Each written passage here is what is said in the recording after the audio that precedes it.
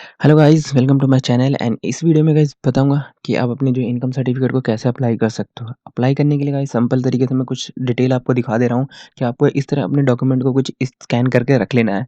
Scan कर लीजिए, देख सकते हैं यहाँ पे मेरे पास डेमो डिटेल है, सारी फेक डेमो डिटेल से मैं आपको बता रहा हूँ।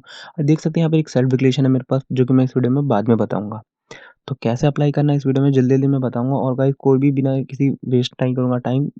तो चलिए अप्लाई कैसे करना है इस वीडियो में प्रॉपर तरीके से बताते हैं। तो चलिए अपने यहाँ पे क्रोम ब्राउज़र ऑन कर लेते हैं। यहाँ पर आप कोई से भी ब्राउज़र का यूज़ कर सकते हो। तो आपको यहाँ पर सिंपल सर्च करना होगा ई डिस्ट्रिक्ट। ई डिस्ट्रिक्ट तो आपको मालूम ही होगा कि मैं हर वीडियो में बताता हूँ। तो आपको यहाँ पर जो पहली वेबसाइट देख रहे हैं, इसका लिंक डिस्क्रिप्शन में दे दूँगा डायरेक्ट, तो आप वहाँ से भी जा सकते हो। तो चलिए इस पे हम यहाँ पे क्लिक कर लेते हैं।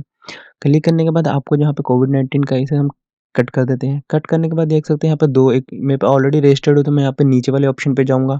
तो मैं यहाँ पे रजिस्टर्ड हूँ, तो मेरे पास एक आईडी और पासवर्ड जो है कि मेरा ऑलरेडी अकाउंट बना हुआ, तो मैं इसे यहाँ पे लॉगिन कर लेता हूँ। तो यहाँ पर मैं फटाफट से इसे लॉगिन कर ले रहा हूँ। तो यहाँ मेरा स्टेप जो है कि मैं लॉगिन का है, तो जो कि मैंने यहाँ पे कर ले रहा हूँ कैप्चर वेरिफिकेशन कोड डाल के। तो यहाँ पे मेरा सिंपल यहाँ पे जो है अकाउंट यहाँ पे लॉगिन हो रहा है। तो यहाँ पे देख सकते हैं कि मेरा अकाउंट यहाँ पर लॉगिन हो गया है, मेरे नाम से ही है।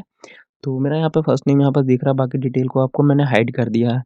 तो चलिए मैं यहाँ पे अप्लाई कैसे करना है इस वीडियो में बताएँगे। तो यहाँ पे अप्लाई फॉर सर्विस पे जाइएगा और नीचे हमें आपको देखने को मिलेगा ऑप्शन 27 नंबर पे। ये नंबर हमेशा ऊपर-नीचे होते रहते हैं, तो ध्यान रखिएगा कि मैं किस चीज़ के लिए अप्लाई करना है, उसका नाम ज़रूर पड़ेगा।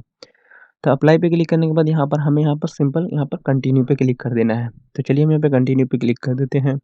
कंटिन्यू क्लिक करने के बाद यहाँ पर हमें कुछ अपनी बेसिक्स डिटेल आपको देखने को मिल जाएँगी। आपको ये डिटेल को छोड़ देना है। अब यहाँ पर हमें जो फॉर्म में भरना है वो हमें यहाँ पर सिलेक्ट कर लेना है। तो चलिए मैं यहाँ पर आपको सिंपल यहाँ पर सिलेक्ट करके दिखा देता हूँ। हमें यहाँ पे एजुकेशन पर्पज़ के लिए चाहिए, जो कि अभी ईडब्ल्यूएस एडमिशन वगैरह के लिए बहुत काम आने वाले हैं ये इनकम सर्टिफिकेट। तो हम यहाँ पे हम अपना अपना का मकान है, तो हम यहाँ पर रेंट पे अपना ओनर लिखेंगे। अगर आपके पास पहले भी अप्लाई कर रखा है कभी, तो आप यस करेंगे और नंबर डाल देंगे। यहाँ पे हम नो करेंगे। तो यहाँ पे पूछा जा रहा है कि आपके नाम से बिजली का बिल है, तो मैं यहाँ पे नो ही करना चाहूँगा ताकि बाद में दिक्कत ना हो। तो चलिए मैं यहाँ पे नो कर देता हूँ। क्या आप इनकम टैक्स को पे करते हैं? तो हम यहाँ पर भी नो कर देंगे। जी नहीं, बिल्कुल पे नहीं करते। तो यहाँ पर पूछ रहा है कि आपके बच्चे जो स्कूल जाते हैं वो कितने फीस पे करते हो? तो गवर्नमेंट स्कूल में जाते हैं तो कोई भी फीस पे नहीं करते। तो चलिए हमें कितने थाउज़ेंड का इनकम सर्टिफिकेट बनाना है, तो हमें यहाँ पर 84,000 रुपीज़ का बनाना है, तो हम यहाँ पर 84,000 रुपीज़ कर लेंगे। तो चलिए यहाँ पर अब यहाँ पर किसी एक मेंबर का नाम यहाँ पर लिखना होगा, तो मैं यहाँ पे अपने फादर का नाम लिखना चाहूँगा। तो यहाँ पर अपने फादर का नाम पूरा ना लिख कर के मैं आपको डेमो डिटेल में बताऊँगा। तो मैं यहाँ पर इंग्लिश में लिख लेता हूँ फादर नेम, यानी कि आपको अपने पापा का नाम या फिर किसी भी रिलेटिव का नाम लिख लेंगे और वहाँ पर उनका रिलेशनशिप सेलेक्ट कर लेंगे। तो यहाँ पे मैंने रिलेशन में फादर सेलेक्ट कर लिया और इनकम में 0 कर दिया है। आप यही डालिएगा, ज़रूरी है क्योंकि ऐसे ही तरीके से बनते हैं। अब यहाँ पर नेक्स्ट करिएगा। तो नेक्स्ट करने के बाद हमें यहाँ पर कुछ सेकंड का वेट करना है और आपको यहाँ पर देखने को मिल जाएगा दूसरा ऑप्शन आइडेंटिटी प्रूफ। तो यहाँ पर अपलोड डॉक्यूमेंट का है। तो चलिए यहाँ पर रेजिडेंस प्रूफ भी मांग रहे हैं, यहाँ पर एक सेल्फ डिक्लेरेशन, जो कि मैं इस वीडियो में बताया था कि मैंने स्टार्टिंग में, मैं आपको बाद में बताऊंगा।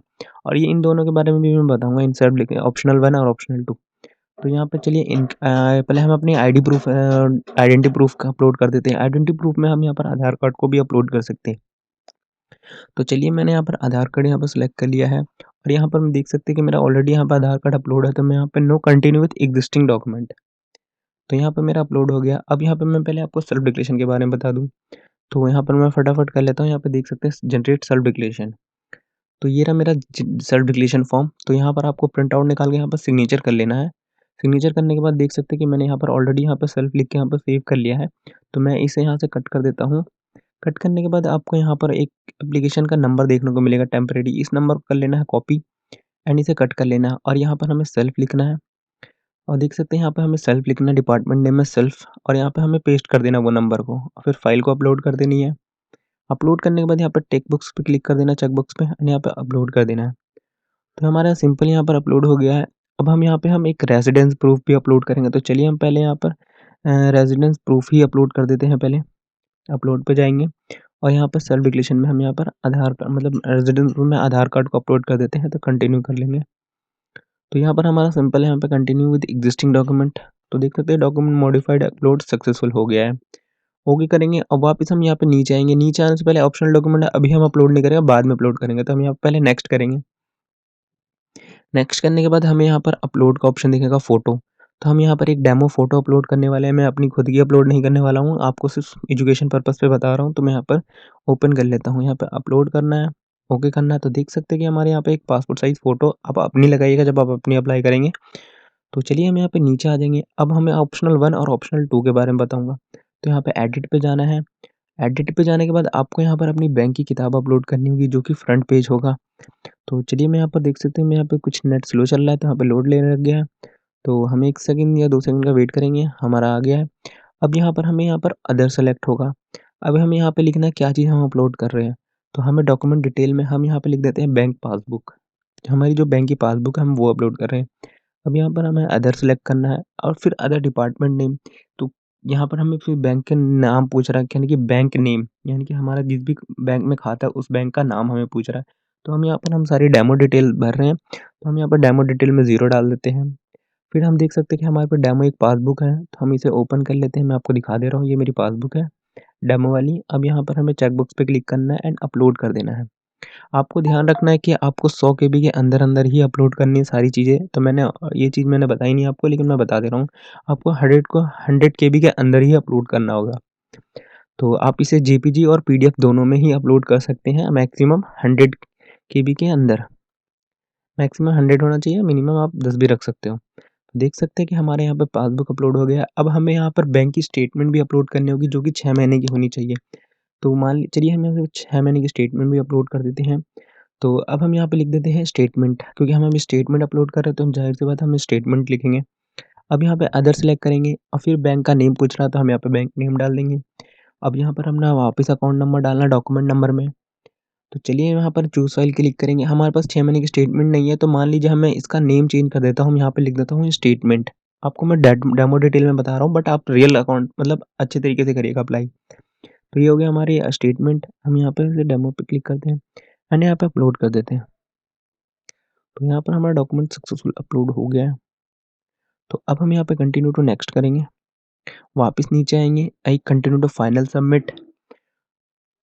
एक हमारा लास्ट फाइनल सबमिट का ऑप्शन आएगा। हमारे पास 3 बार सबमिट पे अपने क्लिक करना पड़ता है तब जाके हमारा हम लोग सबमिट होता है। तो हम यहाँ पे ओके करेंगे।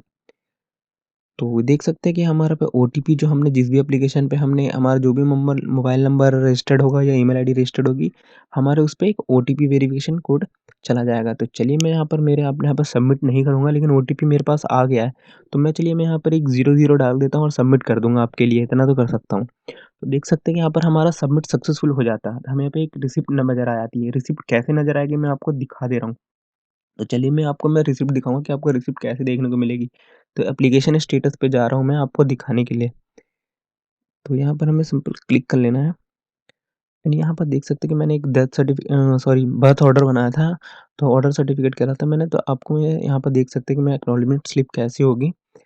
तो ये रहा हमारा एक्नॉलेजमेंट स्लिप। तो मैं इसे यहाँ पर आपको शो कर दे रहा हूँ। तो देख सकते हैं कि यहाँ पर कुछ इस तरह का एक्नॉलेजमेंट स्लिप होगा जो कि आप प्रिंट कर लेंगे। तो अगर आपको ये वीडियो अच्छी लगी हो तो प्लीज़ हमारे इस चैनल को सब्सक्राइब करिएगा और वीडियो को लाइक करके ज़रूर जाइएगा। तो मिलते हैं इसी तरह एक नई वीडियो में।